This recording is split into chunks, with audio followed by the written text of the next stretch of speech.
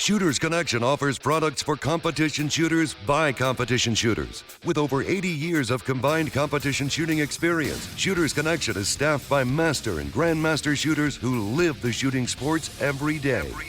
We offer same-day shipping. Shooters Connection also sponsors over 100 of your matches every single year. So when it comes to finding everything you need to compete as a beginner or a seasoned grandmaster, Shooters Connection is the only name you need to know. Online at shootersconnectionstore.com. All right, welcome back to the Hit Factor. I'm Jeremy. He's Jeff. And we have Mr. Potato on us. And we have a super secret special guest who I'm not going to name him yet. But we'll get to him. If you're on the YouTube, he's world famous, so you'll recognize his shining smiley face. But we have had Discord was hopping today, so if you're not on the Discord, you should get it. Jeff will make a little bit of extra money, and that way he can have hamburgers instead of bologna next week. But join the Discord. The conversation is great. And the conversation was good today because we were talking about Area 4. And Jeff was the one that was there. And before I turn it over to let Jeff talk yet, I want to kind of lay out what happened on the Discord. Because Jeff won single stack. He shot well. And we were kind of doing a little bit of looking at results. And people were giving him a lot of praise because, like, hey, he did really well even against like the limited guys. And his ego's soaring up, and it's getting big. And Jeff is kind of like we kind of start looking at analytics, and Jeff is kind of he's kind of basically saying, well, yeah, I pretty much shot as good or maybe even better the guy that won limited. He just beat me because of high cap. And so then Potato comes in, and what Potato does is he shows them actual like a graph of his like shots and time, because when they use the AMG timer, that stuff's available on Practice Score. And Potato's like, well, really, Jeff, like you start out on a stage and like you hang with them like your first position, but because you get so tired by the end of a 15-second stage, by the time you get to the fourth position, you're worn out and you can't keep up with them anymore, and you're giving up lots of time just on shooting stuff, irregardless of just bleeding time at the ends of stages. Yeah. And so that was just a really great conversation we had on Discord. I didn't know if Potato or Jeff, either one of you had, like if y'all want to continue that discussion or what. No, that was a great summary. Appreciate that. That was a wildly inaccurate summary, but I appreciate it anyway. That was what I got out of the conversation. So. No, but there was some really great talk about like analytics, because Potato was posting the graphs that were showing like each shot throughout a stage and the split between each shot. So we were comparing like my shooting to what's the guy that won limited? Joey Sauerland, yeah. And obviously the guy's shooting faster than me. I never said what Jeremy said I said. But it was a great comparison because you could obviously like see where the reloads were, and you could see where I was bleeding time. And then we got into a discussion about, shooting steel 1-for-1 or shooting steel early and shooting faster and where I was bleeding time there. Anyway, it was a great discussion. And it was hopping today. The broad point that at a certain level, caution is a larger penalty than makeups or standing loads, which was Jeremy's specific point, is if you spend 2 seconds not missing to avoid a standing load, you've cost more time than the standing load. Correct. Over the course of, say, 20 rounds. Yeah. Anyway. And Jeff contests that he would ever do that. Yeah, Jeff agrees with that, even though Potato kind of gave him the evidence in Practice Score that's almost undeniable, but that's okay. So if you guys want to be part of these discussions like this, then y'all should be on the Discord because it's great. But okay, Jeff, you were at Area 4. You did win single stack. Yeah. Did you shoot the new gun or the old gun? Old gun. Old gun. Yeah. Old gun is still I trust it right now. it has history. I trust it. I know it's going to drop mags when it's supposed to. I'm used to the sights, so shot the old gun. And you scraped the power factor floor, if I remember correctly. 166.6. Yeah. If y'all saw in the Discord last week, I was saying that I might not make power factor. I was like, I might just have to shoot this gun or shoot the match shooting minor. That's okay, and I'll take it because I had already loaded match ammo and I wasn't going to redo it. So whatever they gave me is what I was going to shoot the match. But I happened to make power factor, so. I choose to interpret that as supreme confidence.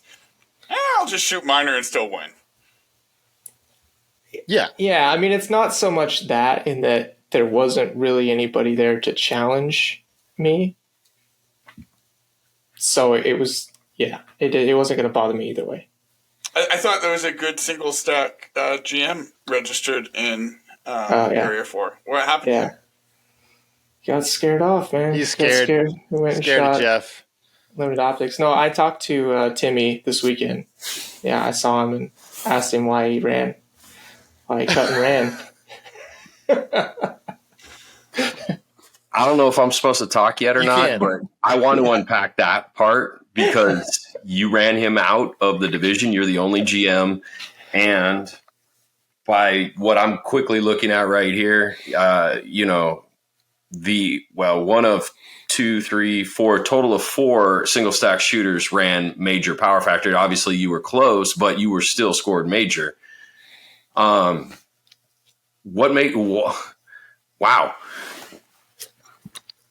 I'm in the conversation now. Sorry.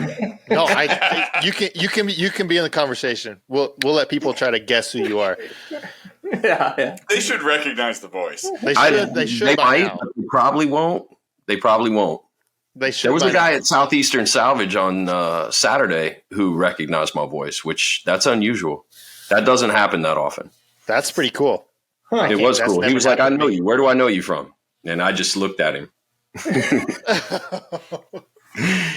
Anyway, Area 4 is an interesting piece, especially when you unpack the carry optics side of the competition, because this is the lead up to nationals. And I don't want to diverge because, Jeff, your accomplishment there is one to be very proud of, a 1,400 point score.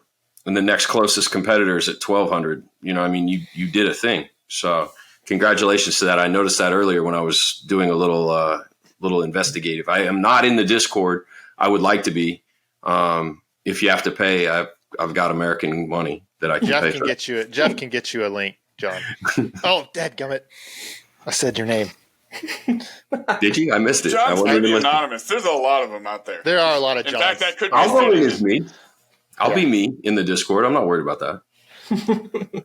Maybe I should be. When Jeff just laughed at me, that's cool. Matt Hopkins is scared to be himself in the Discord. That's true. That, right? That's true. He's in it. He's in it. True. But let's say this. I don't have any political aspirations. Move on. No, carry optics carry optics is very interesting. We'll kind of dive into that when we get into our. We're gonna have nationals predictions here soon. So Jeff, Area 4. The other interesting thing is you had a very Jeff performance at this match, and I think you have something to say about this because you started out like first 7 stages just raging. I think your first stage of the match was your best stage of the match. Didn't you start on stage 7? Yeah, true to form. Yes. Yeah, absolute best stage of the match, and then like the last kind of half of the match, it wasn't as good as the first. Like it kind of tailed off a bit. What was that? Was there something different at this match, or just tired? It was a combination of 3 things, I think.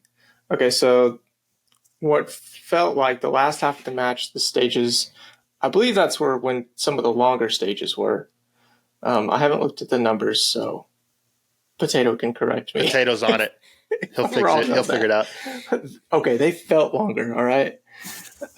So they felt longer. There was a bit more like, I don't want to say gimmicky, but like proppy stuff. So there was a door to open.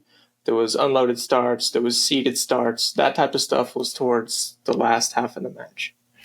And then the other thing was the last half of the match also was where all of the stuff that was just terrible design for low cap was all kind of on that second half that I shot.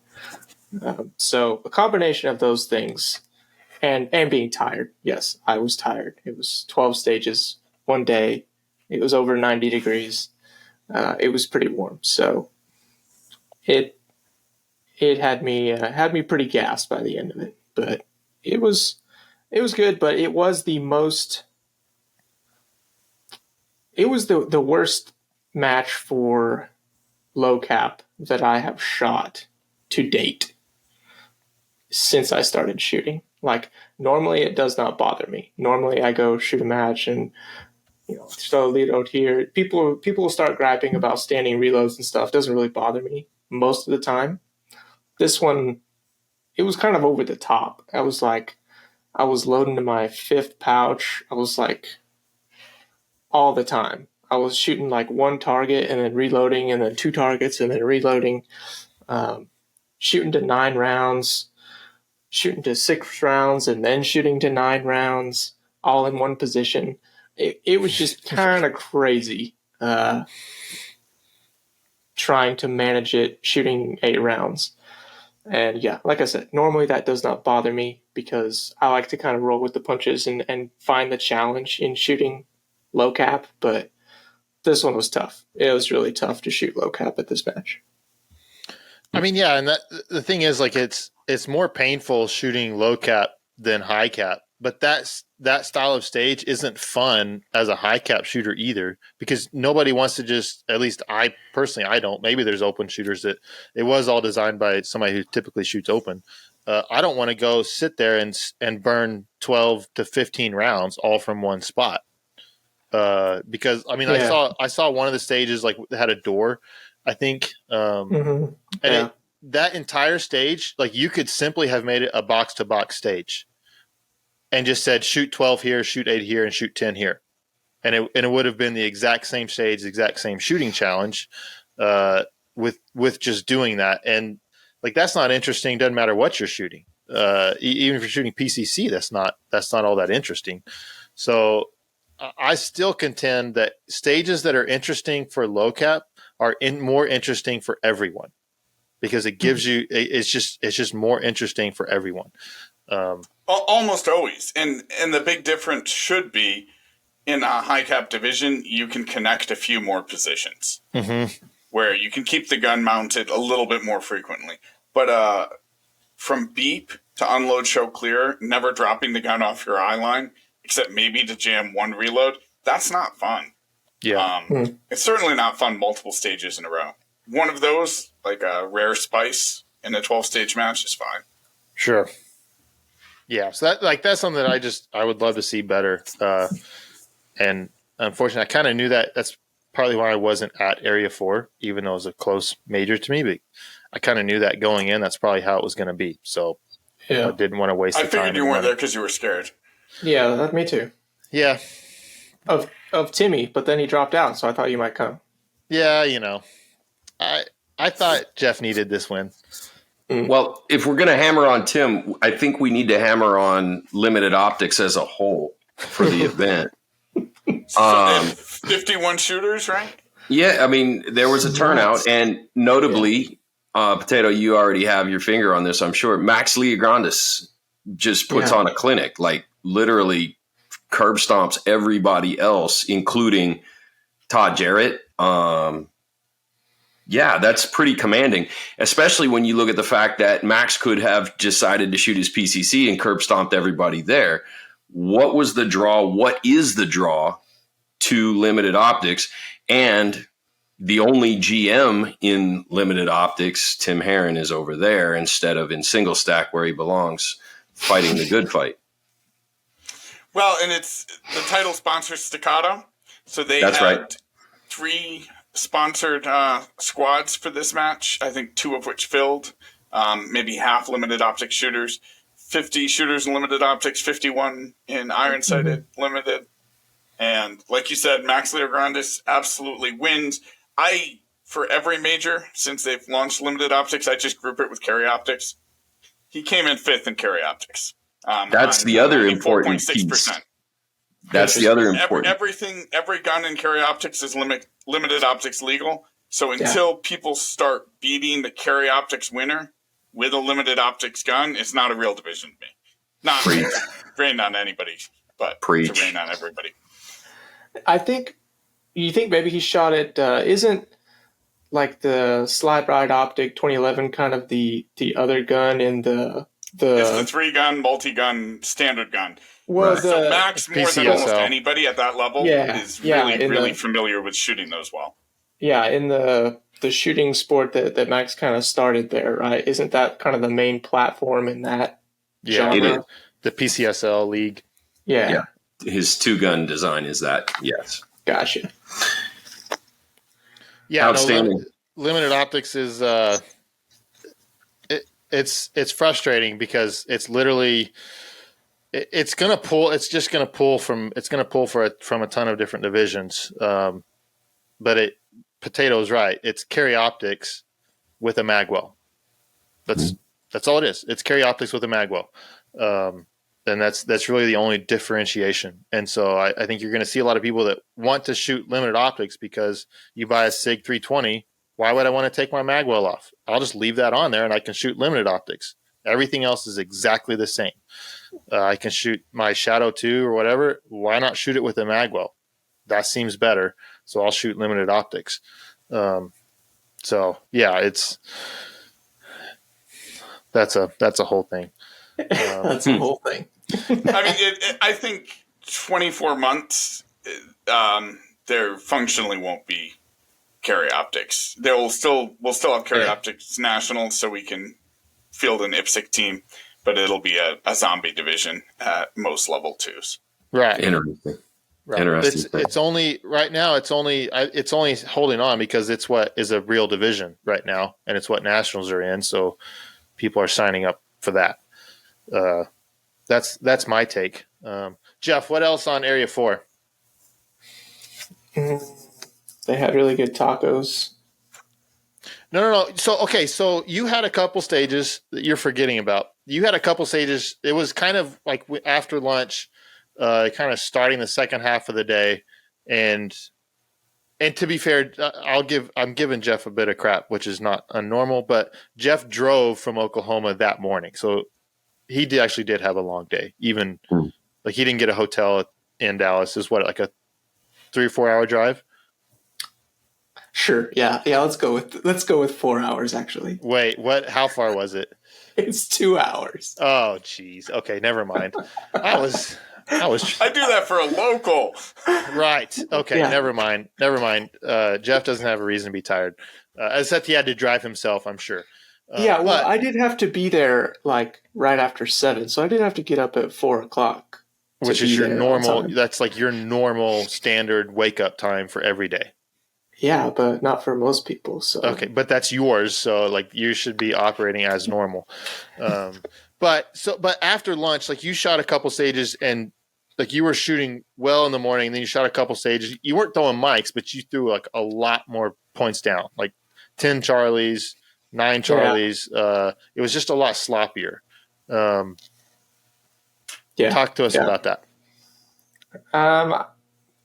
At one point, I was just trying to sort of compensate for the standing loads that I was going to have to do. So I decided I was going to take in less confirmation and try to rip a little bit. I never really felt like I was risking mics. And I didn't pick up any during that time, but it was just my way of trying to make something out of a situation I didn't really like, I guess. But yeah, that's what it was. And it got sloppy there for, I think, 2 stages. I had like 9 Charlie and 10 Charlie on those 2 stages. And then we decided to reel it back in and take in some more confirmation. And, I didn't get awesome or anything, but kind of back to my baseline. I let it get off the rails there for a little bit. But it was interesting being able to do that on the fly. That was what kind of made it interesting, because I've never really been able to do that. So that was kind of a first for me at this match, was being able to show up, be like, okay, I'm going to rip a little bit, rip, not really getting the outcome I wanted, and then being able to reverse that and go back to baseline. So that's kind of a new tool in my toolkit that I don't know that I really had before. I don't really know when I picked it up, but it was cool to see that live and be able to do it. So, yeah, that's honestly, that's one of the, I think, most elusive skills in our sport, is being able to control your speedometer, so to speak. Yeah. A lot of people, I agree. Not many people can do that. Yeah, because up until really this match, like we've talked about in the past, I always shoot better at matches. Like, I always shoot better at matches than practice. I've never really known why. Not something I can really, I don't know, quantify, I guess. But at this one, I was able to control my shooting and kind of understand it a little bit better than I had before. So it was just different. It felt different at this match for one reason or another. So we'll see what it feels like this weekend. I'll be heading to Free State to shoot in Kansas. So maybe I'll experiment with it a bit more and try to rip on a couple stages and see if I can reel it back in. Yeah, no, that's cool and interesting to kind of mess with. All right. And then, Jeremy, your secret guest has the inside scoop on the other Area 4 drama. Yes. Beyond Jeff's post-lunch slump. Yes. I don't know to what extent I need to comment on this at this point. Potato, I gather from our pre-flight here that you got a little more into it. You've seen a little more documented information about it, but I've spoken to one of the shooters who were involved, and his take on it is there was clearly a discrepancy in the timer position that cost some number of seconds. So even so, he still ended up with the overall win. However, the swing in points that did not go in his favor would have given him not just the Carry Optics division win, but the actual overall win for the match, meaning he would have been high shooter overall and beat Casey for that overall title.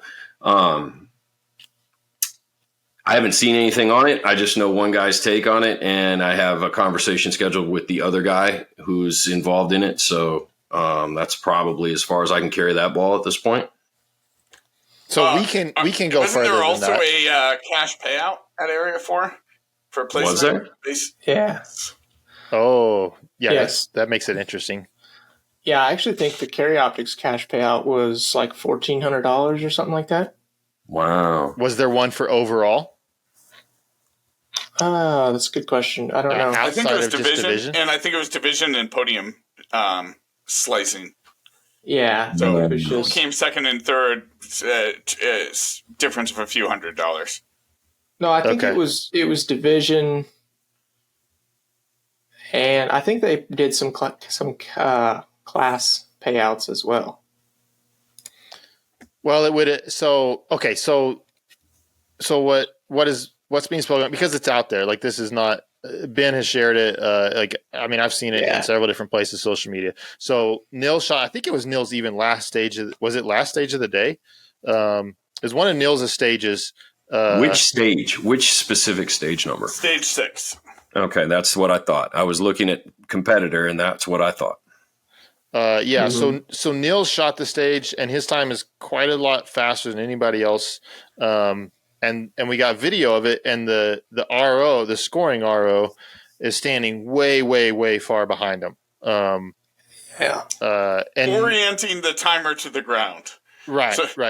So you can give the shooter some space if you kind of know your timer and you're pointing the mic at them and you sort of know the acoustics of the bay and they're shooting an open gun. You can be back 5-6 yards, especially if there's a big retreat. Like, there's a way to do that and staff appropriately, but that is not what the video shows. Right, and the other thing you have to do if you're going to stay back, if you're RO, you should be doing this anyway, as long as the shooter's in a very safe position, watching the timer for the last shot at least, so you can see, hey, this timer is picking up last shot, especially if you're not close. And that wasn't happening. That also protects the shooter because more than once people have unload, show clear, racked a round out, hit the timer. Yeah. Just added 2.5 seconds to their time. So, I mean, as an RO, you want to catch the last shot both ways. Yep. Actually, so the cash payout for Carry Optics was the winner got $1,500, but also first place GM got $500. However, the winner was unclassified. Okay, so but this, if I'm not first mistaken, place GM would be Tom Castro. If this number inversion is Dazzy not a GM? Oh no, sorry, you're correct. No, the way the points would swing, it would go to Castro first. Oh, I didn't. Okay, Dazzy because of score compression, it would go to Castro on 1345 points, Dazzy on 1343. I didn't realize Dazzy and Castro were that close. They were. Yeah. Essentially on an identical score. Yeah. It wouldn't alter Nils's point haul because you could still have a stage win with the points he shot, 28 Alpha, 4 Charlie, in say 15.5 seconds, for instance. And it wouldn't alter his point haul. It would increase everybody else's that were depressed based on their percentage of that win. Right. So it's just, we're a volunteer sport, right? The ROs are not paid anything. And that's what we deal with. You hope at area matches that's a little bit tighter. If the RO was doing that on everybody, who else's scores were their times were way off, that's the crappy part about this is like that whole stage kind of then becomes very suspect. And do we have real scores for almost anybody on that stage? Yeah, because I've seen it before at other matches. Like one person gets a bad time for a stage because the RO is standing back, and then you start seeing videos coming out of other people shooting, and you realize there's probably a lot of people with the wrong time on that stage. Well, they didn't make them. They gave folks the option of having the stage tossed or driving back to Area 7 3 years ago. What? Correct really? that. And people drove back. Good on them. The stage didn't get tossed. They reshot all the people who had the artificially low times. Wow. Interesting. Well, I can point to something the day that after they were done. I can point to something that Christian said when he and I were talking today, and he mentioned that he felt like Casey's time was also skewed on that specific stage based on a conversation that he had with Casey at the match. And in looking at Casey's time, he's a 1260, and just to see somebody as dominant and as fast and as in touch with his shooting as Christian be almost 2 seconds off of that and more than 3 seconds off of Nils, it's probably pretty blatant at that point. It's interesting though, Potato, you mentioned that they use the commander scoring so that in practice score there's splits and shots, or is that not the case? Not every stage. Random stages didn't. On this particular stage, it looks like it's a Pocket Pro 2 or a Pocket Pro 1, actually. So there's a discrepancy that could be solved in the future, potentially. Shout out AMG Labs. Yeah, those AMGs would help a lot with that. You can't really trust the number of shots. You have to see that last shot because, if you're a good RO and there's a trap, you're going to back off anyway. Well, it's a shame, however, the right guy still took the top position. The right guy still won, but what would it look like had he not for the others? And that's, I think, the big question at this point. Well, when you're talking about $500 cash, that does make a big difference. So that's fascinating. If I was, I don't know what I'd do if I was MD of Area 4. Maybe send an extra $500 to the guy that would have been. You'd almost have to send it to Dazzy and Tom because they're so close that you can't totally verify what Nils' actual time was. I don't know. That's a really fascinating thing. It's a tough situation to be in too, because I have been shooting stages and been accused of having the wrong time before and disagreed with the accuser. So it's just a tough situation to be in if you're that shooter as well. Yeah. And maybe this is wrong, but when I RO majors, if there is anything off, I just reshoot. Reshoot first. I would rather, and I mean anything off. Yep. Like, no, reshoot. Yeah. If you're a good shooter, you can do whatever you did again. You'll be fine. Yeah, and I'm friends with Nils. I really like Nils, so maybe I'm biased. I'm not putting any sort of blame on Nils at all, or like trying to say that he tried to pull one over on anybody. Yeah. Well, and if you're not tracking scores closely, you don't know what the time is on the stage, and you can't trust your subjective feeling of time. So 11 seconds, 14 seconds, 16 seconds, those can feel pretty similar. And it's not like it's unnormal for Nils. Like if he had a good stage, it's not like it's unnormal for him to just have a lot faster time than somebody else. Like that's just not unnormal for Nils. Like we see that at nationals on some stages sometimes he does that. So again, I'm not trying to throw any shade at Nils at this. I wanted to kind of put that out there. All right, but okay, now that let's move on from Area 4 because we got a lot to talk about tonight. We could keep going on that. So if you guys have not figured out the illustrious voice that you've been hearing and the face that the video watchers, YouTubers, I was trying to call them listeners, but they're watching. They may have figured out, but Mr. John Scouten of Shooting USA is on us tonight. Like, do you claim the title of John Scouten of Shooting USA, or should I like attribute like something? Is that what you would attribute like it to, or am I doing that appropriately? I would say that's probably accurate. The whole reason that I'm even able to reach out to y'all and have you accept, my request to please, hey, can I join, is simply because Shooting USA. If I was John Scouten from Miles Car Wash, you'd be like, who is this now? Who are you? You know what I mean? That's so yeah, that's definitely my foot in the door.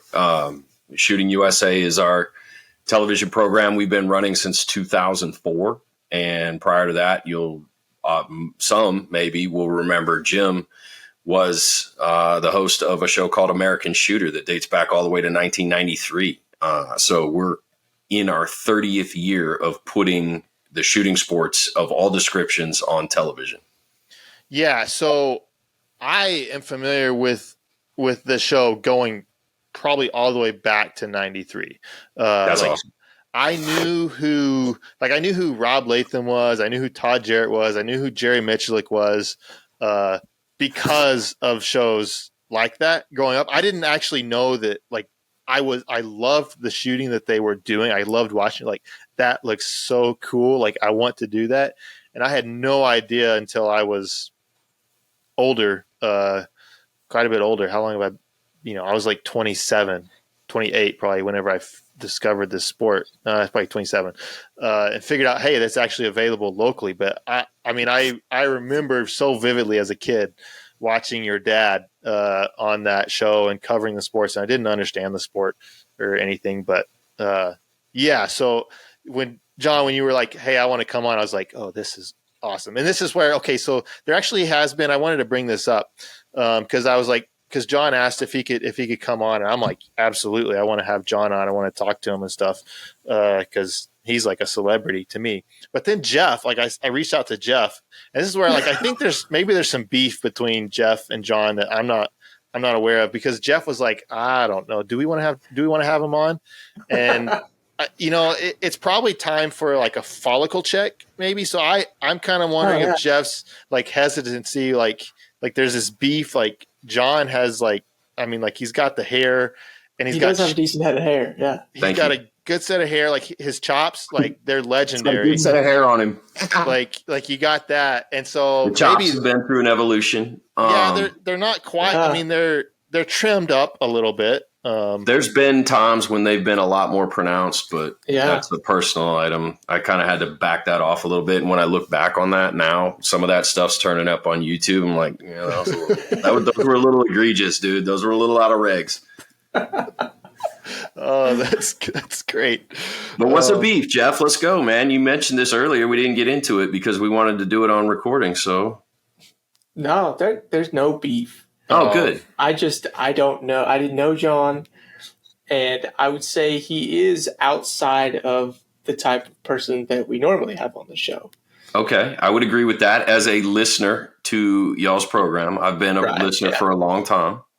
Yeah, but there's no beef. Oh, okay. Unless we want to have beef. I mean, I don't mind having beef with anybody. I'm fine with beef. I think there needs to be beef. So that way, like if Shooting USA ever wants to have like the hit factor like on their show, you can just leave Jeff off because he has beef with you, and I'll no, would never. That's ridiculous. Jeff's the sole surviving original member. That's true. You leave him off. Right. Yeah, what happened? What happened? You were just a guy with a target on his back, Jeremy. That's true. Yeah, what happened to Jared Sasquatch? Why is he not on here anymore? He's changed jobs and moved. He works for FN now. I learned that the hard way. Yeah, and moved and so it's just scheduling, and he was busy and it didn't. He needed some time away. No big deal. I was thinking there was actually going to be some beef. I thought y'all were coming with something. That's cool. I mean, Jeff has beef with lots of people, so there could be some there. But I don't have beef with anybody. Okay, it's all one-sided beef. All right, so John, we are really really glad that you're on the show. But you specifically had a reason for coming on. In the Carry Optics Nationals is coming up as we're recording this. It's in 2 weeks, a week after this should come out.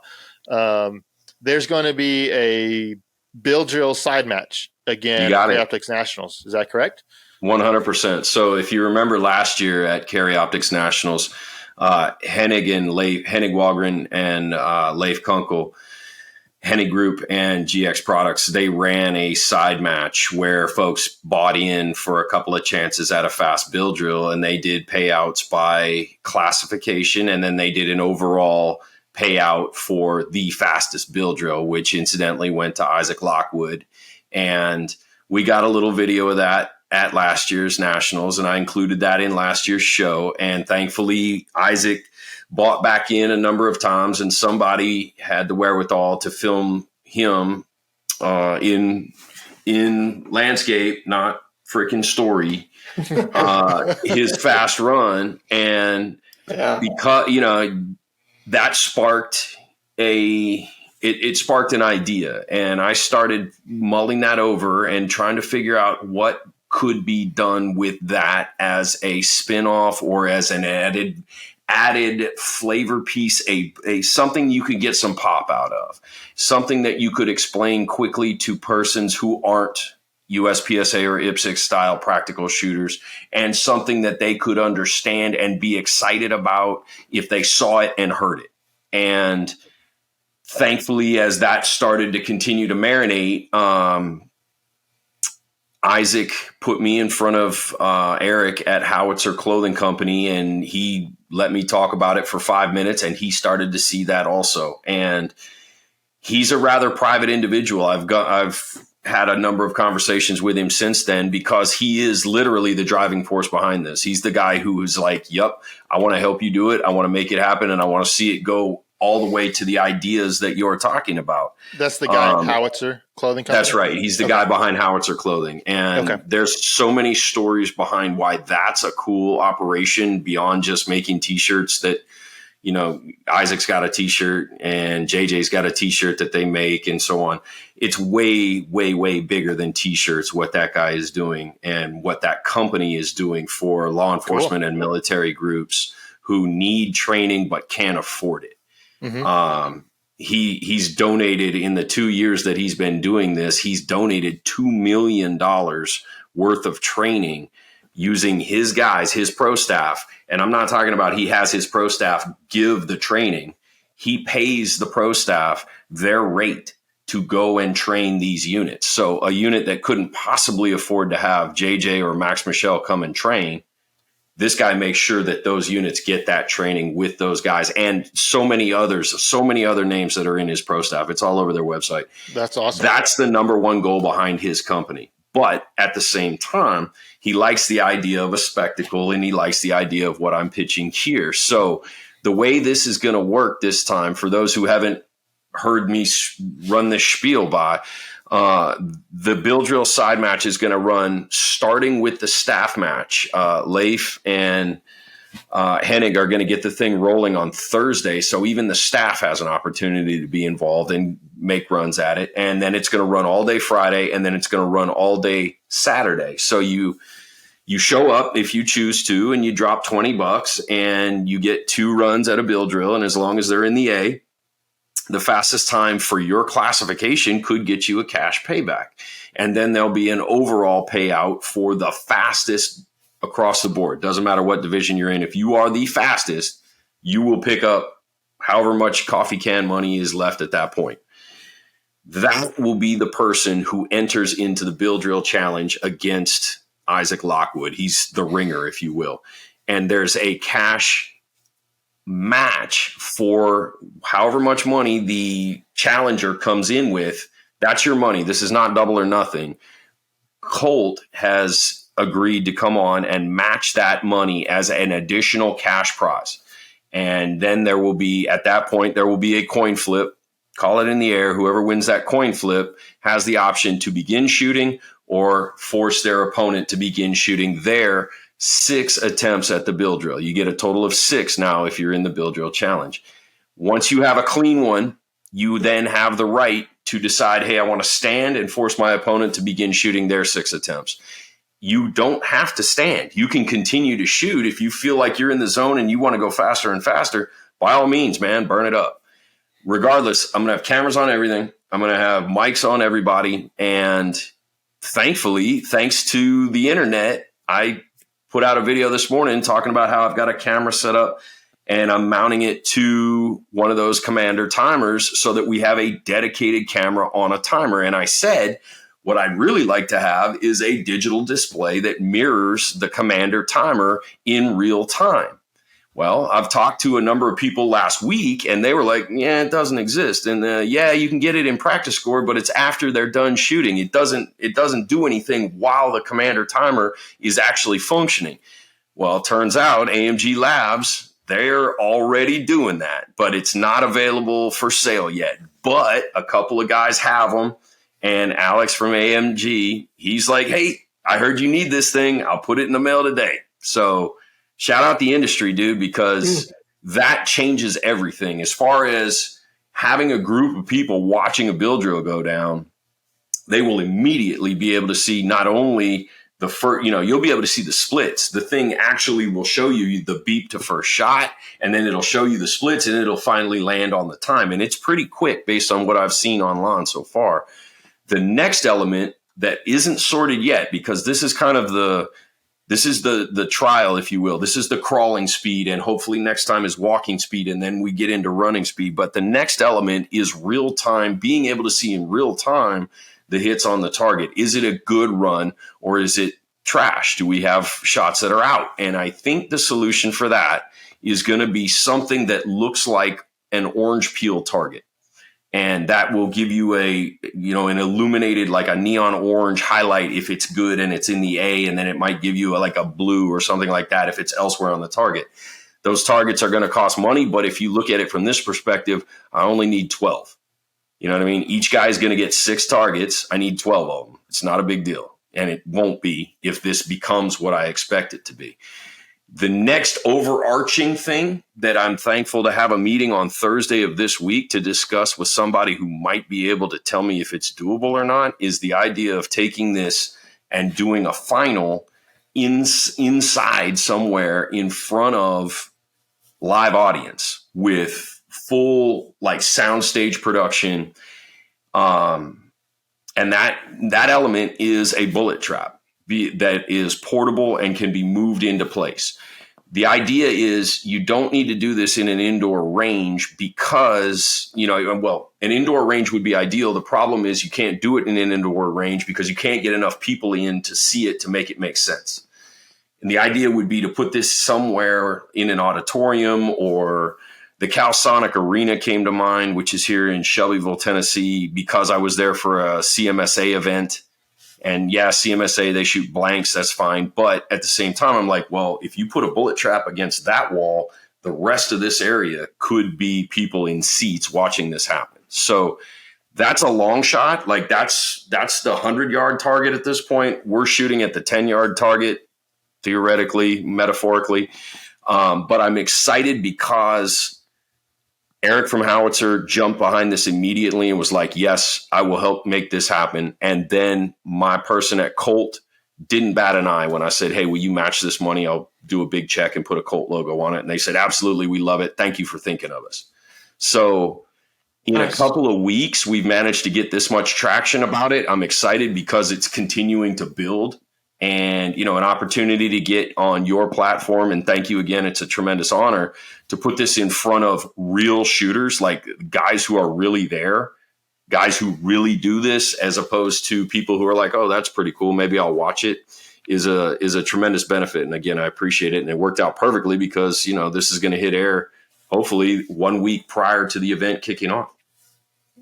Yeah, that's really cool. It's so fascinating to me because it's such a 360 thing for our sport, in that our sport started out of like quick draw. Right. Like it started from how fast can you draw it? And it developed into like, well, we want more than that. And it's just slowly developed into, into the hit factor scoring with all the divisions that we have, all the different guns that compete into it.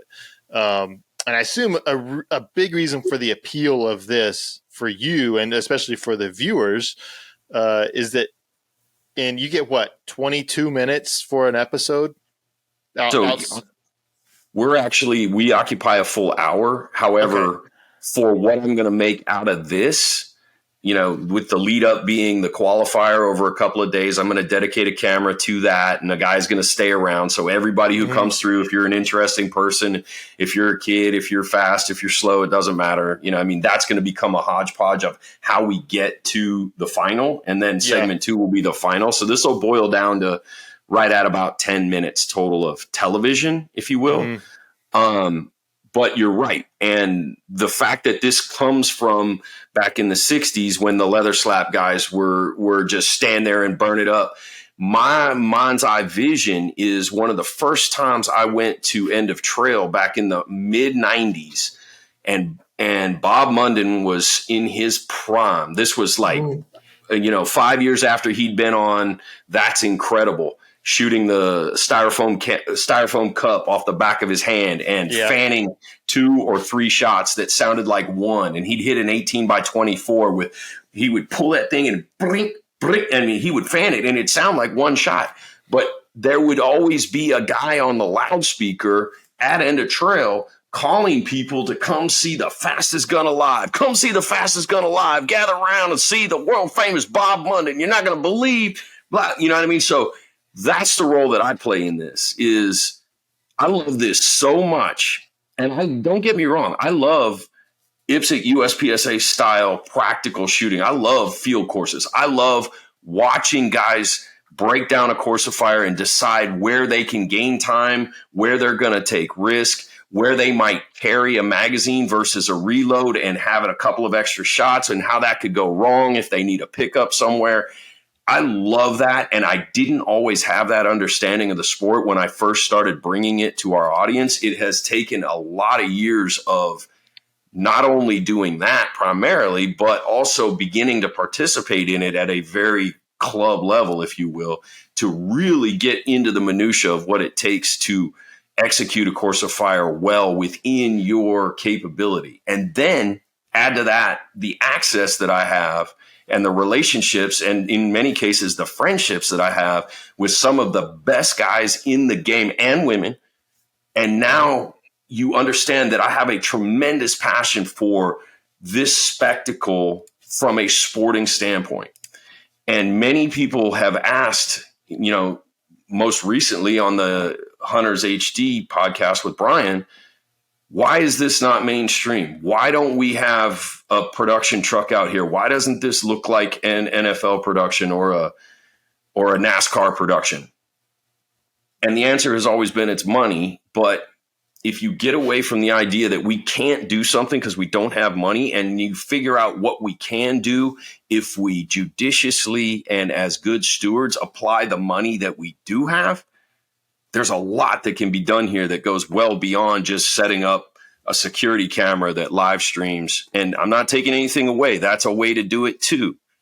But if you've ever tried to watch that, it's painful at best. So let's do what we can with what we have now. Let's get some momentum behind an additional idea related to things that we all love to do anyway. And that then could potentially be the stepping off point. So, yeah, that's my pitch, man. I am super excited about this. And what's interesting about this path for me is it doesn't seem at this point like it's forced. It seems at every turn as this thing continues to develop and we get closer, it just seems to be happening easily. And for me, that has always been a gauge on whether or not we should be doing something like this. That's why I'm excited. I've got to say, like, as a fan first and a competitor second, which is a strange position in our sport because it's not very viewer friendly. I'm really delighted that you worked out the details with Isaac Lockwood, who I don't know personally, so I'm just throwing this one out there, such that he could be the ringer, because this would have been such a massive distraction from his match if he had to go and win it again. It really would. And he is a phenomenal shooter. And so if he had to be thinking about going and winning the Bill Drill Challenge, he wouldn't really be able to shoot nationally. Well, we talked about it. And when they told me that the schedules were going to be afternoon, morning, afternoon, I said, that's it. To whatever extent, I'm going to throw a little bit of weight around here. And I'm going to be like, I'm making this decision. This is going to happen on Saturday after shooting, after the afternoon squad, because the morning squads, Isaac included, will be long finished by the time it gets to be 6 o'clock. And it thankfully doesn't get dark up in Ohio until about 7:45, 8 o'clock. So we get this thing rolling 6:15 as everybody's getting off their stages. And I'm yelling over the loudspeaker, get over here and see the fastest shooters shoot it out for this much money. It's going to be great. Isaac will have had, and he and I talked about this, he will have had time to go and walk his Sunday afternoon stages. And if he's not pleased with that, if he's still distracted or he's worried about what we're doing or whatever, he still has Sunday morning to come back through and look at those stages again. But that is the greatest gap of time within the match parameter to give him the best chance. And not just him, whoever else might be the contender. Because, let's face it, it's likely going to be somebody who's out of that upper echelon. I don't know that because apparently there are some other, like what Isaac calls speed ninjas out there that have been working on this. There are guys that are doing Scott this. Brown? Right. Yeah, I don't know if Scott's coming. I didn't look for Scott Brown. He's going to be at CO Nationals. Okay, sick, dude. I I welcome it. The more, the better. The faster, the better. But the deal is you have to be clean. And there was a time when we put a couple of other names on TV shooting fast bill drills or shooting fast mag dumps just into targets.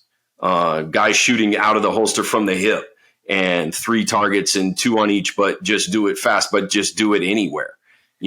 There's a big difference when you have to tighten it up and pull it in the A zone. One of the first only getting 6 attempts in the finals. Yes. Look, Bill drill has never been. I've never put time into it. It doesn't fit my skill set. But you could give me 6 attempts at that, and I could very you lock you have. You might not clean it. You lock up on one, and then you have a nice one. You everything goes real well, but you have a Charlie. Next one you fumble your jaw a little bit. Even 6 attempts kind of sounds like a lot. But when you're going for that at No, it's ultimate not. speed. It's really not, and that's by design, dude. That's part of the strategy piece that's put in place here. Because originally, when we first started talking about this, it was like, well, what does it look like if we do 10? You know what I mean? This thing's only a second and a half. What if we give them 10? And I'm like, nope. It needs to be 3 targets. You're going to see 3 brand new, clean paper targets. Mm-hmm. Shooter 1, whoever you are, whichever guy you are, shooter 1 to the line. And I did make this concession with Isaac. We talked about it in the interview that we did yesterday. He asked that because he will be coming into it having not shot a bill drill.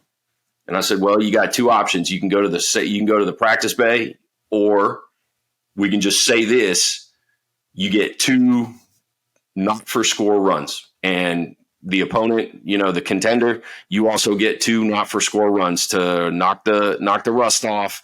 And honestly, that's the kind of thing, that's the kind of noise that, be 1, 2, 3, 4, 5, 6, 1.3, 1.4 seconds that will get people's heads turning. And they will, if they haven't heard me for the last half an hour yelling over the loudspeaker, get over here and see the fastest guns. As soon as they hear that go off, if they give it M, they'll be there. You know what I mean? So that is one of the concession pieces, but 6 is by design because it's not too many, but it's more than what you did to get involved in the first place. And the idea that a guy can get out there, theoretically, you could get out there and go 1, 2, 3, 4, 5, 6, and put up like a 2.25 and be clean.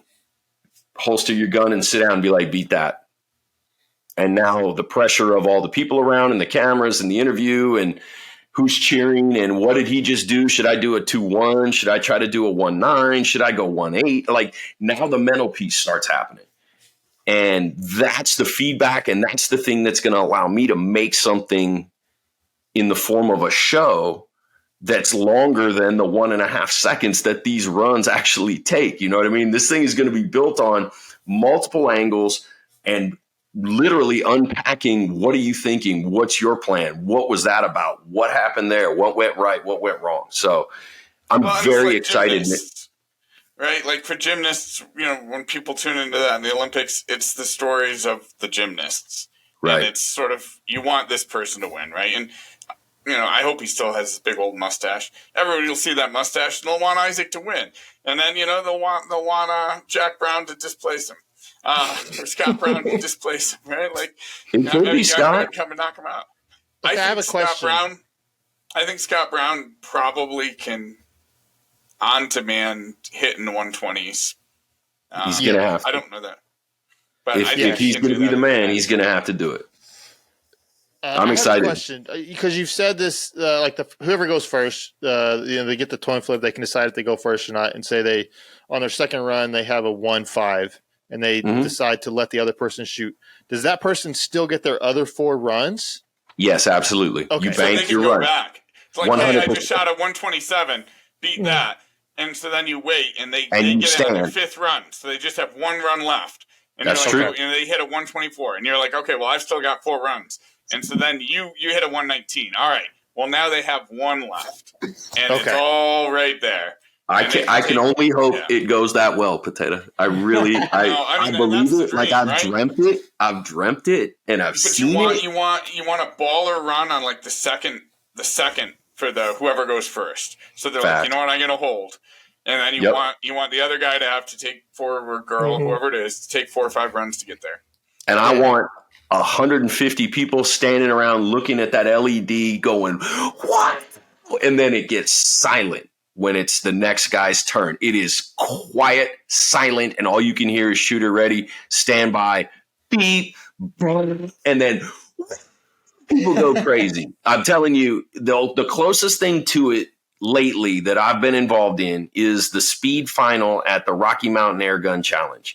And yeah, it's air guns, but I'm telling you, they get 250 people sitting around watching 2 guys shoot out for $7,500 in cash, and it's electric. It goes from silence to literally a crowd of 250 people screaming. And that is what I'm trying to replicate here.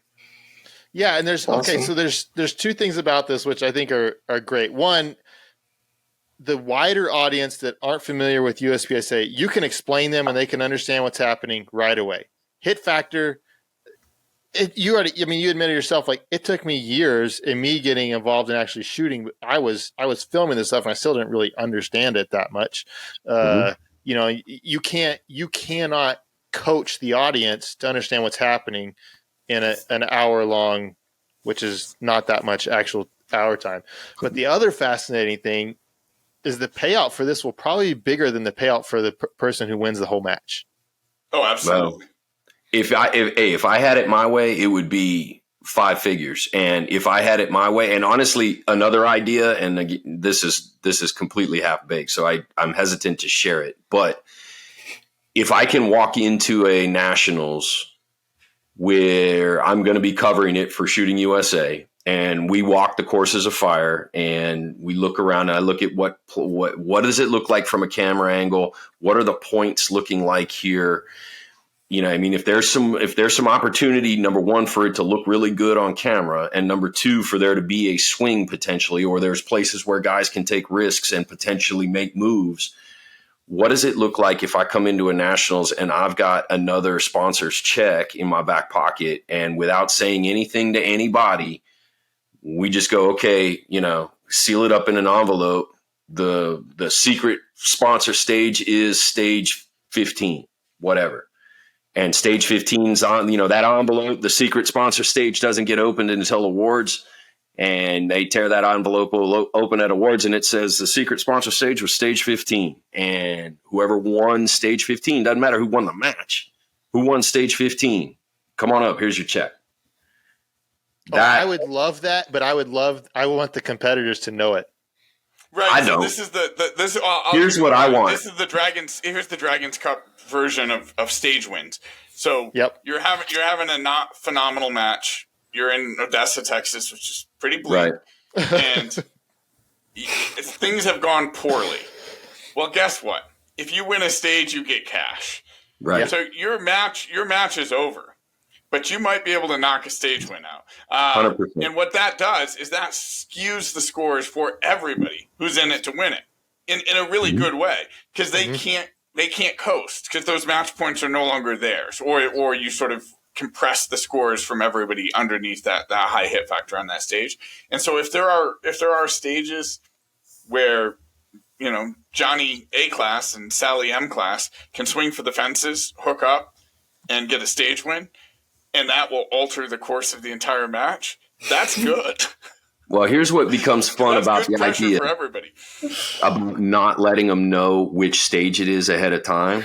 You can pretty well rest assured that if I've got this thing happening and it's working, and again, this is a long shot idea. This idea is not fleshed out at all. Well, we'll see the 7 cameras.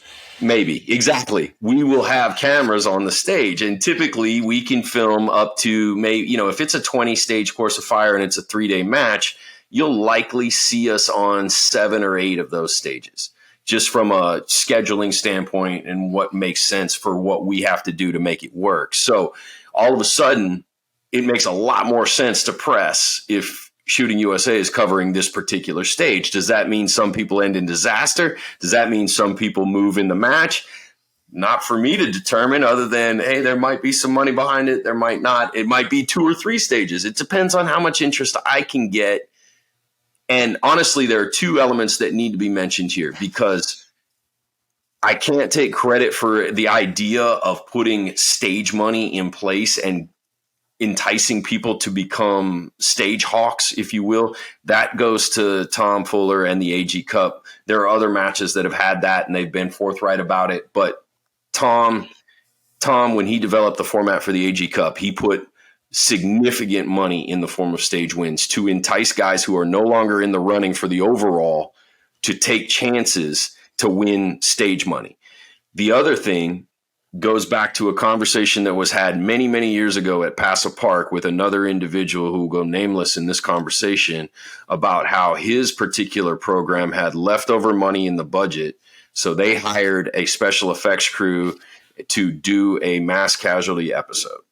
And that network forced him to edit it down because it was too graphic. When he was done with that, he walked away. And I said, if I ever have any kind of money like that left over in a budget, or if I have ever any kind of money that looks like that in a budget, it will be paid out to shooters. It will be put into this sport.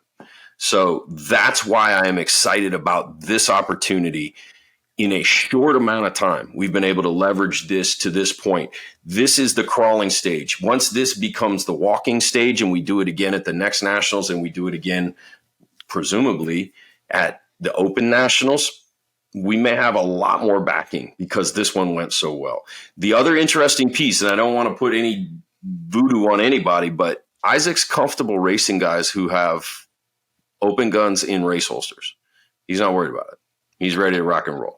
So he don't need to worry about it. He doesn't need to worry about that. I haven't seen anybody in an open gun put up his numbers. So if we can get there, we've done a thing. And I'm excited for it, man. And again, I appreciate you guys letting me get on the platform and talk about it here. So yeah, absolutely. Yeah.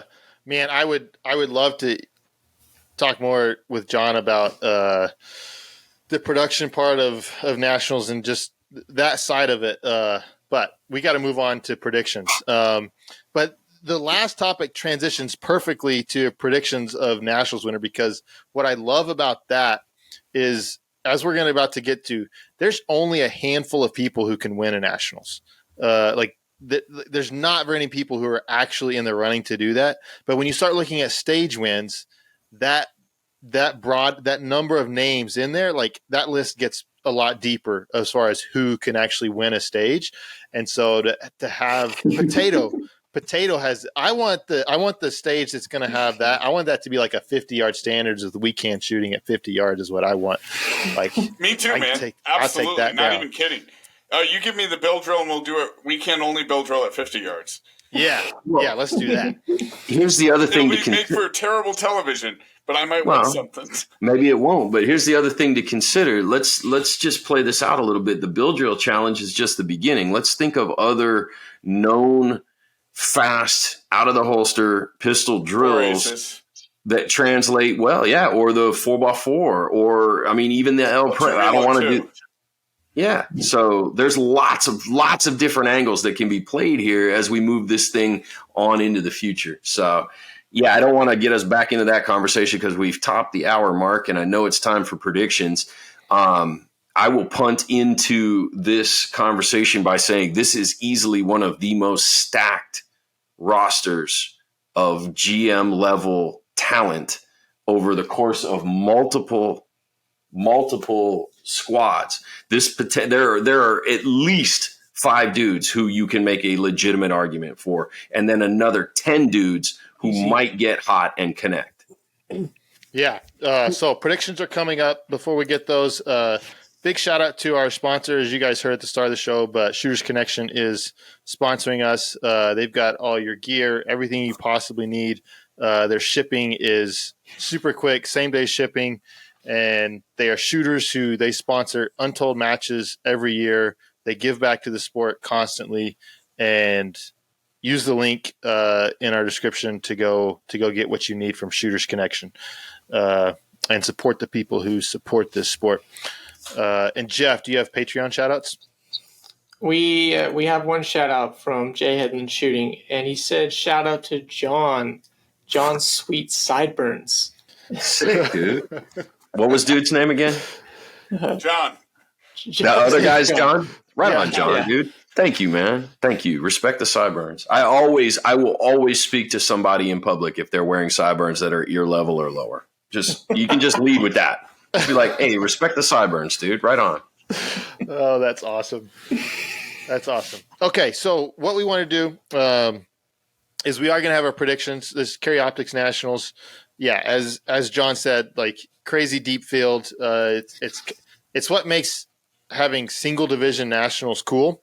It's not feasible with 7, 8, 9, 10, however many divisions we have now. It's not feasible to do that, but it is cool when you can do it.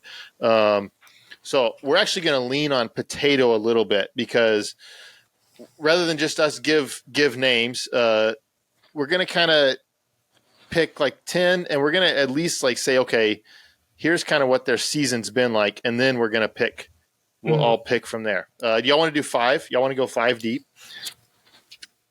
Make it 6. Yeah, 6. Make it 6 like it's challenge. And do you want to cover the weird scheduling thing with the 2 super squads? Yes. Okay. Yeah. So let's do that quickly. I'm glad you brought that up, Potato, because we started to do that and we got cut off because we didn't want to give away what we're selling here. 201 and 204 are separated in the matrix by like 2.5 hours, 3 hours. Yeah. And you say for good reason. And I say that freaking cripples me when it comes to making sure I've got all the best guys on an individual stage. So the competitive equity reason is really simple. Squad 204 was originally 203, and people correctly realized that if they were only separated by one squad, the people on Super Squad A would know the hit factor on 4 out of 6 stages every day. The people on Super Squad B would only know what Super Squad A did on 2. Mm-hmm. Because they would always be shooting ahead. If you separate them by 3, then it's 3 and 3. So at the level of competitive equity, if you're shooting 6 or 7 stages inside a zone, it makes sense to have a little bit more distance between those 2 super squads, so that people aren't walking onto a stage saying, "Oh, what did Jacob do it in? Oh, Jacob put up a 7-9. That's the current high hit factor," and then people are sort of orienting around that. Because there are a lot of people on those squads who will be studying those numbers zealously. Yeah, and the other thing, if they're back-to-back squads, because I think that's how John, I think you would prefer them back-to-back. The challenging thing, if they're back-to-back, whoever's behind them, whoever's the following squad, especially since it's same division, they have an advantage because a lot of times they will get to see if there's mover sequence. They will get to go and watch and see what the mover sequence is when somebody's actually shooting, not just and that obviously that stuff kind of happens when they can watch another squad shoot like in the morning squads, or if they're an afternoon squad, they can watch the morning squad shoot. But seeing a class person shoot a mover sequence is different than Nils watching Jacob shoot a mover sequence. You can learn a whole lot more whenever you see somebody of an equal ability level. So I can see a little bit of equity in that. I actually do, from John's standpoint, John is trying to promote the sport on a very wide schedule. And so I would love to how can we help John in every way that we possibly can? The equity thing is important too, but we need to help John. Let me say this. I've faced far more difficult challenges than just having to pick only 2 stages, because that's basically what this means is, with them being separated by as much time in an afternoon or a morning schedule only, it's literally, all right, which stage and how long until they get here? Can we do this stage? Can we jump ahead and get the other squad on the other stage and then jump back here in time, or wait for the other squad to come through? And that's the balance of time piece that has to be estimated. And you have to also have a concise plan so that during a squad's exit from a stage and the next squad coming in and getting their walkthrough, you've already figured out where all the cameras go. You've already spoken to all of the range officers and made sure that they're comfortable with the plan, because the last thing that I ever want to do is show up on a stage and just start slapping cameras down without checking with the ROs first. I learned that lesson a long time ago. But shout out to Sway, who just learned that lesson this weekend. Yeah. It's a hard way to learn it sometimes. You never know. But I'm realistically, professionally reserved and confident that we will be able to make some fantastic television out of this, just simply looking at the names and the histories. And literally, we got to throw some names out there. So I'm going to start with the number one heir apparent, and that's the guy who has won more than anyone and only lost the last one because he completely S-canned one stage, and that's Max Michel. And I hope he's in y'all's top 6, because if he's not, I don't know what y'all are drinking. Yeah, and he's had an excellent 2023 to date. The only match he hasn't won in 2023 is a match he shot a couple days before the guys he was racing with. Right. And he shot a really, really consistent, clean Area 6. But I think sometimes it's hard to set the pace. I agree. Yeah, Max has been a couple years prior. Like Max won all the first 5 CO nationals. 20, yeah, he won 2016 to 2020. And to be fair, like the first few of those, the division was not uncontested. The division was not hot. That's not the case now. And the last couple years, even in other matches, Max has not been as dominant as he has been at times in his past. But this year, like it really does seem, he won Dragons Cup, which is probably the deepest match deepest match so far this year, as far as the level of talent in CO. He won that. The other matches, he's beaten Mason. He's been just really, really, really good. And so, yeah, Max is having a great year. And the challenge for Max is, to me, the challenge with Max is, can he be at his best when it matters the most for him and the talent is really deep? That has been historically the challenge for Max. And so we'll see. Then we got, next, I'll throw another name out. Potato's going to have more names that we have. The other most next one is Nils. Nils came off like the hottest, like he had the biggest year ever last year, as far as he won 5 nationals. Now, Rob Latham didn't have the opportunity to win 5 nationals when Rob Latham was in his prime, but nobody's ever done that. Nils won everything last year. So that's that. That being said, following up a year like that is very, very, very difficult. Yeah. And we've kind of seen that a little bit in results. Nils hasn't been he did not win a Dragons Cup. He did not win Area 4. He was at Area 6. Who won Area 6? Hetherington won Area 6. So like Nils has been at these matches. He's been competitive. He's been at the top, but he's not won them. And so that's interesting. Hetherington, we got to bring Hetherington up next. Not that he's next. We're not in any sort of order right now. Yeah, are we like listing the top 12 that we think are in the sport right now or something right now? This is just kind of giving a background on before we give our predictions, just to like so people know like the names and what we think of their year right now. Okay. What factors into that? So Jeff, you're a fan of Hetherington. Yeah, I think he's incredible. Why? I think he a lot of times approaches stages differently than a lot of people will, or he'll try something that other people didn't think of. You see him do a lot of that in low cap, like throwing in freaking double loads and shooting to 11 twice and just different things like that. And he also has a very different shooting style. So he almost just like quickly walks around a stage, like never bringing the gun down. He looks very different when he shoots. So he's definitely a different flavor when it comes to CO shooters. And kind of like we've talked about in the past, he has one of the greatest abilities to just like blow a match completely out of the water. And everyone's like, what the hell happened? And just like win overall at the match, right? He hit a couple matches in production last year where he was, 5th overall on top of all the open Gs. So he kind of does at an area match. He kind of does ridiculous stuff. He has a different technique, and he has his own flavor of shooting. So he's a really interesting contribution to nationals. Yeah, he has a gear that almost nobody else has. Okay, next one, Christian. John, I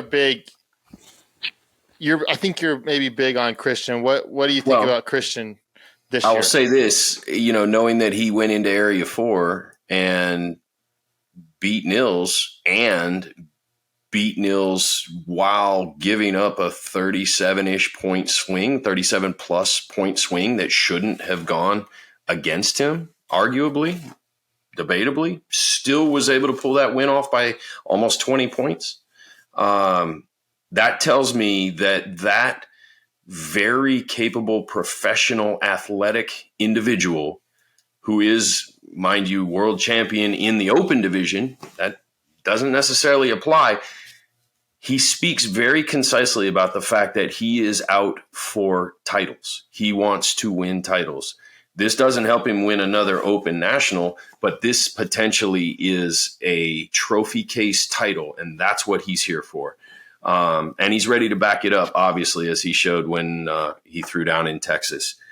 So that's exciting for me. The other thing that's exciting for me, Aaron Edens, your defending USPSA Open national champion, is going to be running a Karyoptics setup in the same squad, led by Jacob. You got Aaron and you got John Browning. So the three guys from AMU are coming over with their Karyoptics gear. Also in that squad is Shane Coley.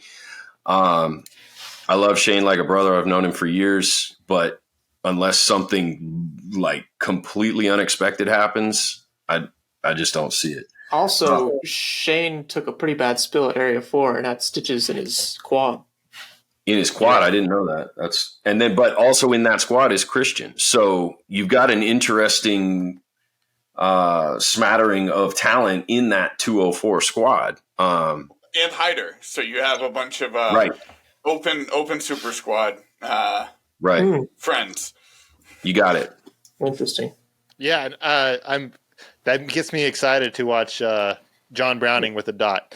I've never seen him shoot anything other than limited. I'm not picking John to win, but I look forward to seeing where he finishes. I'm sure he's going to shoot really, really well. I guarantee you he'll have a good soundbite no matter what happens. Yes.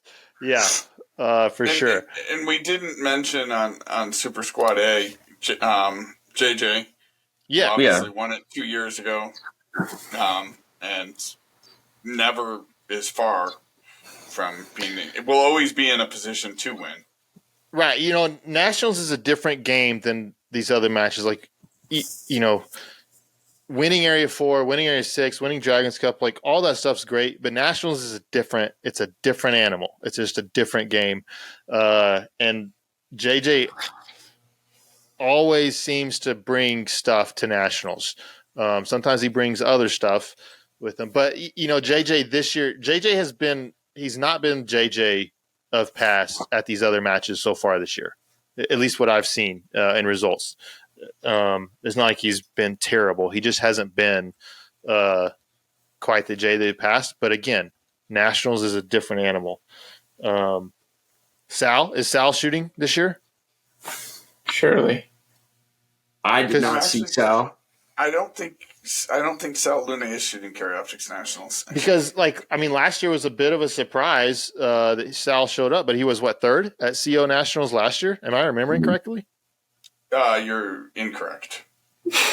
Oh. Okay. I thought Sal came in. He did very well. He was right around 90%. Your podium from last year was Nils, then JJ just edging Max into third. Okay. I'm sorry about that. And then Sal's not there. Mason, we've not mentioned Mason. There's another he's not a dark horse to me anymore. He surprised me a couple of times in limited nationals. That last one down there at Frostproof with, he's walking up there and he's like, "Yep, I got it." And I'm like, how is that possible? And sure enough, He did. So. And won the second. He won 2 limited nationals. You betcha. But Mason hasn't won the one that he wants, which is CO or production, right? Production. Those have been his 2 main divisions, and he's got the talent, he's got the skill set. He could very well be one.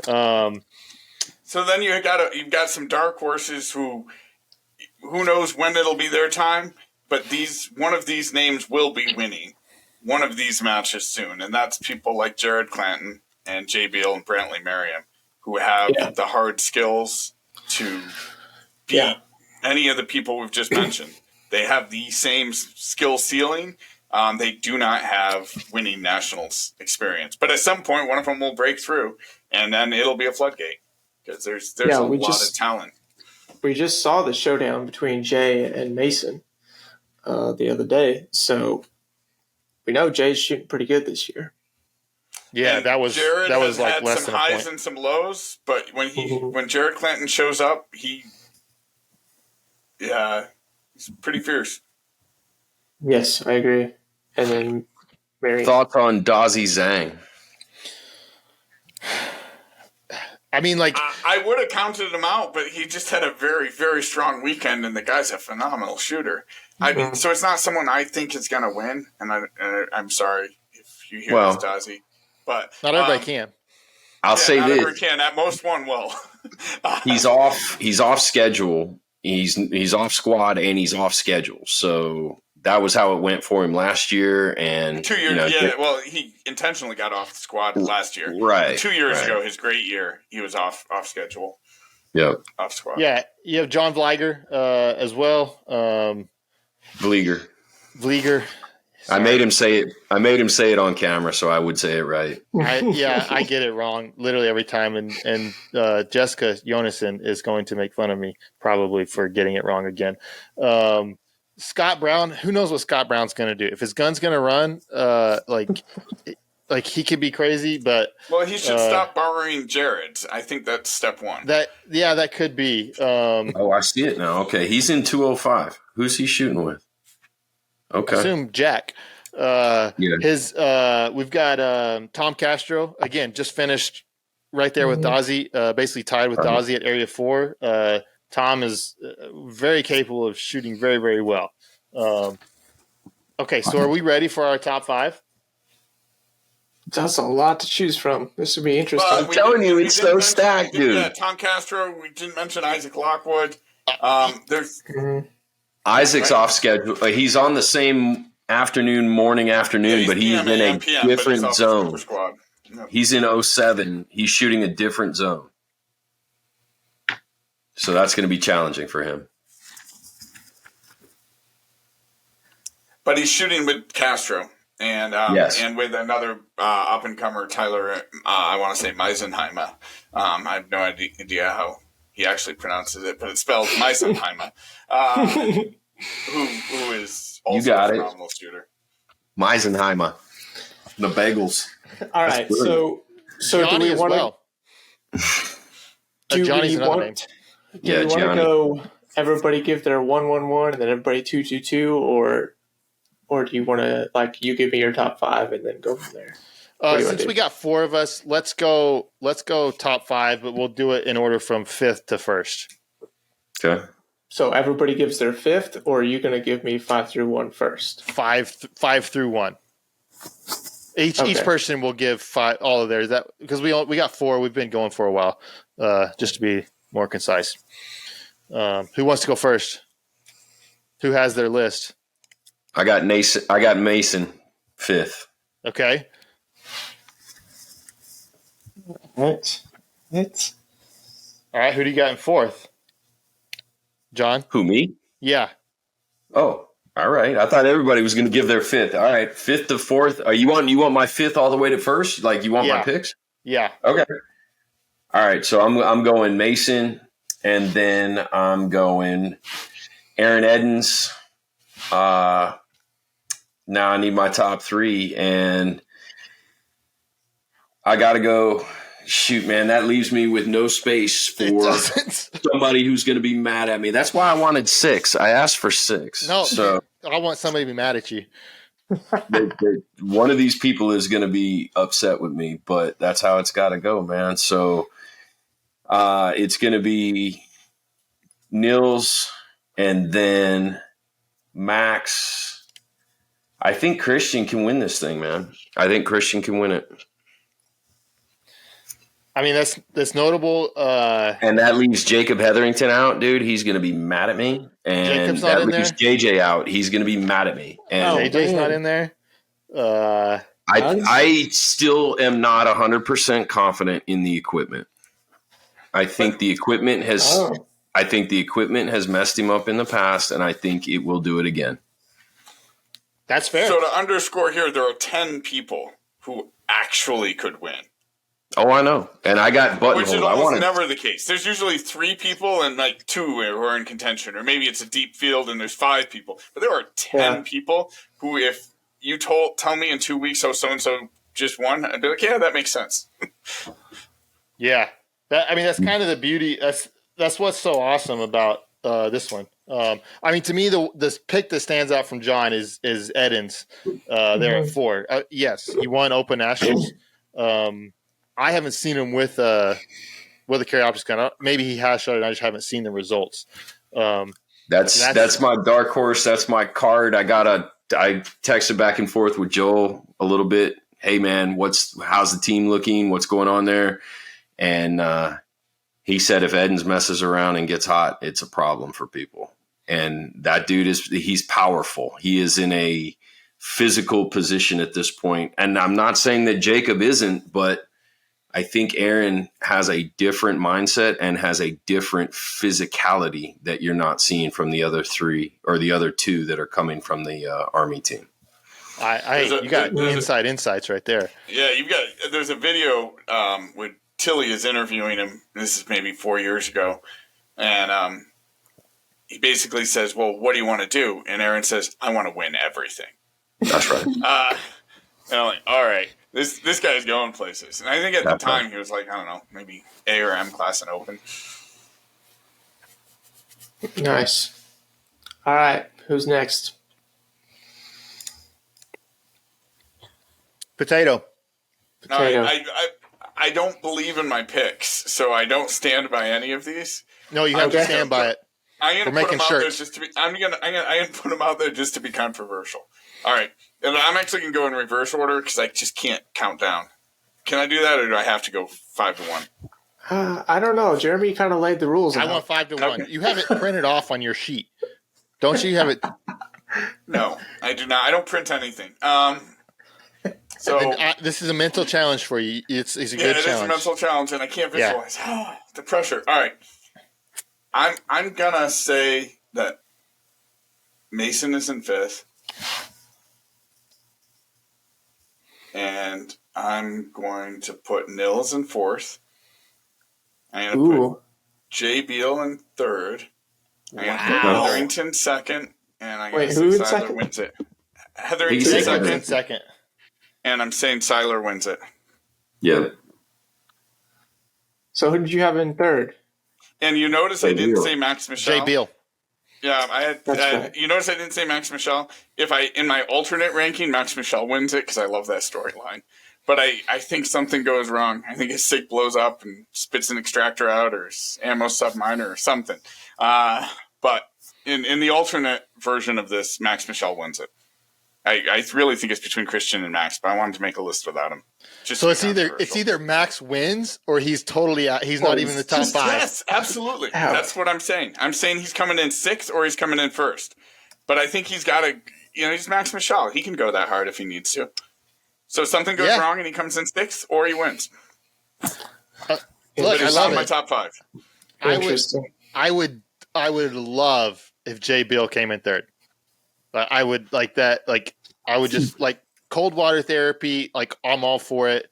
Like the Steve Anderson thought process. I love all that stuff. I'm very that's just all the best in the world. If anybody who's listening to our previous podcast, they're laughing at me now because I've said other things otherwise. But I would love if Jay Bill made top 3 there. So if we're going to say there's 10 chasers outside of the 10 contenders, you got to put one of them up there because one of them will be.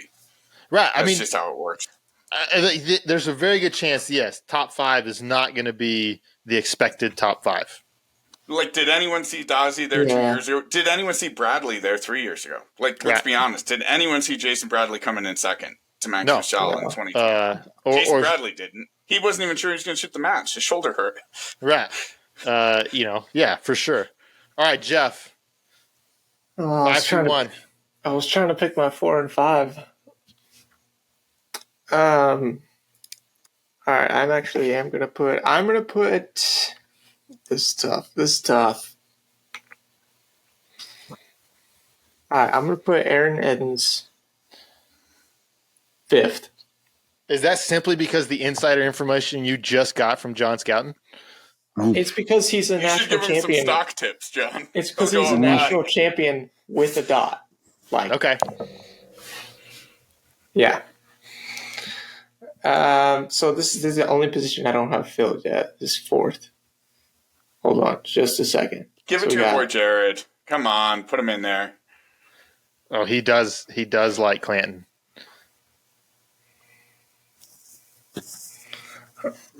I love Jared. I love what he's doing. But I don't think he's there yet. I hope he proves me wrong. I really do. But I don't think he's there yet. Did y'all mention Jay Clay? Were y'all mentioning him just a second ago? That's Jay. Yeah. That's Jay Beal.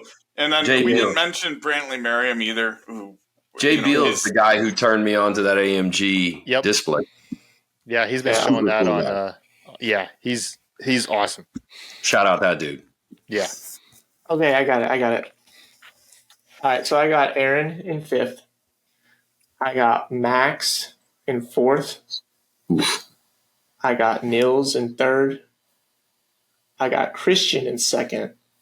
And I got Jacob winning. Wow. Okay. Man, the names you left off that list. It hurts. There's no good way to do this. I'm shocked that I didn't pop smoke and get out of here before this, because now I'm thinking about all these dudes. This is I can't believe crazy. I didn't say Brantley Merriam, because his trajectory is 26th, 9th, 4th. Like that's a trajectory. Math wise, he's there. Yeah. Dude, this field is ridiculous. It's exciting. I love this it. This field is amazing. It's stacked, bro. It is. I wish I could go to the match just to do live coverage of it. I wish that I could do that, because that would be awesome. Okay, number 5, the very popular pick in number 5. I have Mason. I have a tough time. I have a tough time envisioning Mason being outside the top 5. He could win it, but I just have a tough time seeing him not figuring out how to be in the conversation in the last few stages. 4th is Max. Okay. That feels like an insult to Max, but it's like what do you do? 3rd is it's gonna make him mad, because I have him the lowest of anybody.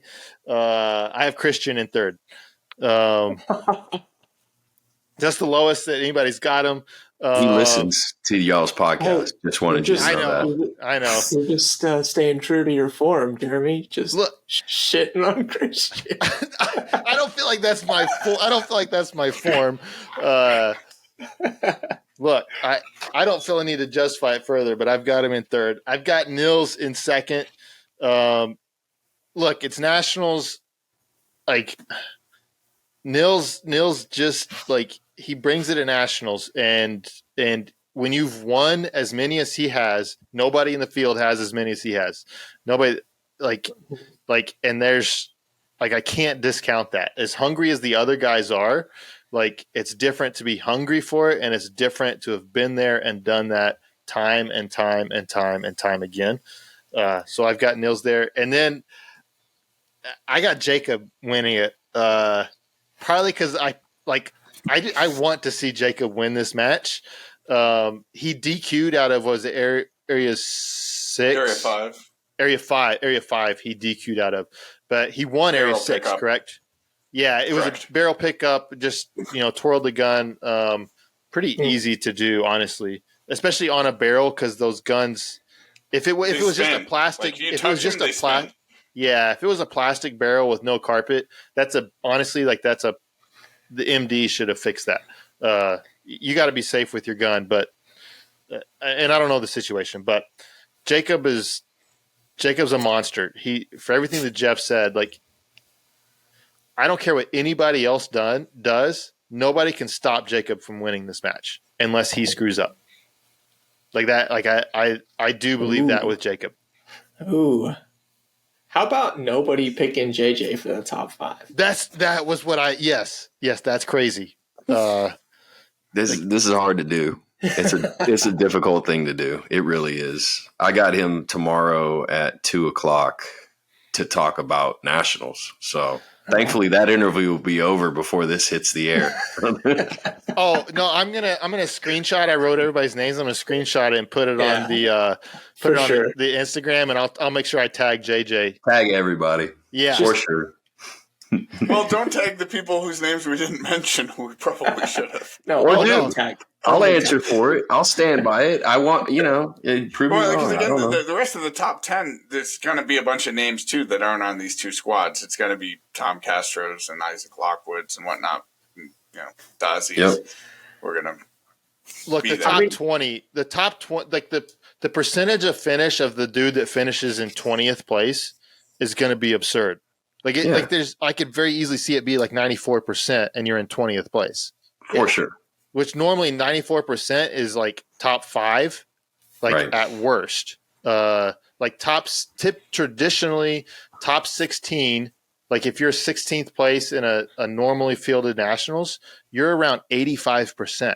I was about to say you're mid 80s, right? And then a less populated division, it goes all the way down to 81, 82. Correct. And this one, you'll be at 20th place, and I think you'll be 20th place, well over 90%. And I think 80th place will be 100.